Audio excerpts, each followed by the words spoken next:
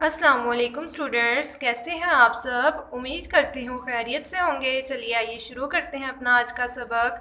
تو اسٹوڈنٹس، ہم نے پچھلے لیکچر میں نظم پڑھی تھی جس کا نام تھا اللہ۔ تو اسٹوڈنٹ، اس میں ہم نے پڑھا تھا کہ ہم سب کو، پھولوں کو، مچھلیوں کو اور تتلیوں کو کس نے بنایا ہے؟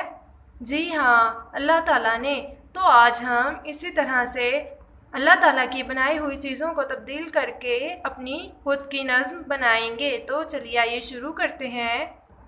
کس نے بنایا سورج کو؟ سورج کو اللہ نے بنایا، سورج کو، سورج کو۔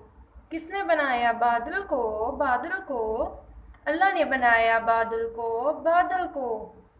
کس نے بنایا ستارے کو؟ ستارے کو اللہ نے بنایا، ستارے کو، ستارے کو۔ کس نے بنایا چاند کو؟ چاند کو اللہ نے بنایا، چاند کو، چاند کو۔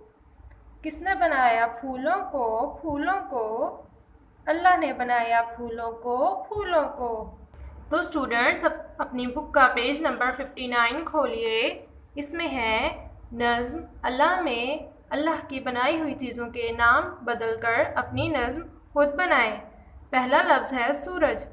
کس نے بنایا سورج کو؟ سورج کو اللہ نے بنایا، سورج کو، سورج کو۔ اگلا لفظ ہے چاند۔